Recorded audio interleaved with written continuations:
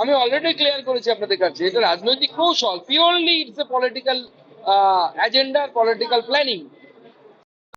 বামকে একটু শক্তিশালী করে দিয়ে, একটু রিলেভেন্ট করে দিয়ে। এই মুহূর্তে তো বাম রিলেভেন্ট নেই।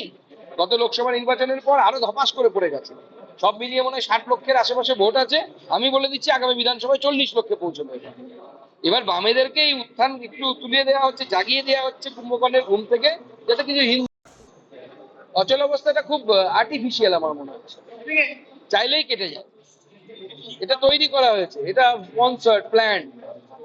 নাহলে আপনাদেরই আমি প্রশ্ন করছি, আপনারা অনেক বুদ্ধিমান মানুষ এখানে, যারা বাংলার তথা ভারতবর্ষের রাজনৈতিক গতিবিধির উপর নজর রাখেন নিখুঁতভাবে। এত বছর বাত্যবাবু কত বছর শিক্ষামন্ত্রী আছে? 3 বছরের বেশি হয়ে গেছে। তিনি একবারও যাদবপুরে যাওয়ার প্রয়োজন মনে করলেন না। হঠাৎ করে এই ভোটের আগে, যখন ঠিক 1 বছর মতো বাকি আছে, তার যাদবপুরে যাওয়ার কি প্রয়োজন?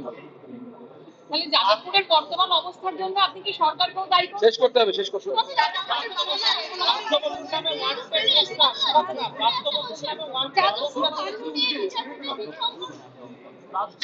দেখুন, আমরা যাদবপুরের অচল অবস্থা নিয়ে আমি ব্যক্তিগতভাবে মাননীয় গভর্নর তার সাথে যোগাযোগে আছি, মানে তার অফিসের সাথে যোগাযোগে আছি।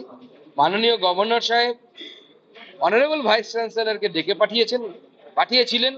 প্রথমে যিনি যেতে পারেননি, এখন যেতে পেরেছেন কিনা জানি না। আমি ওনার অফিসের সাথে নিয়মিত যোগাযোগে আছি।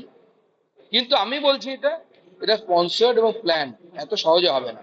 এই পক্ষ ওকে উস্কাবে, আর এক পক্ষ তাকেও, এবং এটা চলবে। এটা হাইপ দেওয়ার কাজ। আমরা জানি তো এটা খুব পেটি পলিটিক্স। বাংলার মানুষকে বোকা বানানোর চেষ্টা করা হচ্ছে। আমার বিশ্বাস বাংলার মানুষ বোকা হবে না। ধন্যবাদ।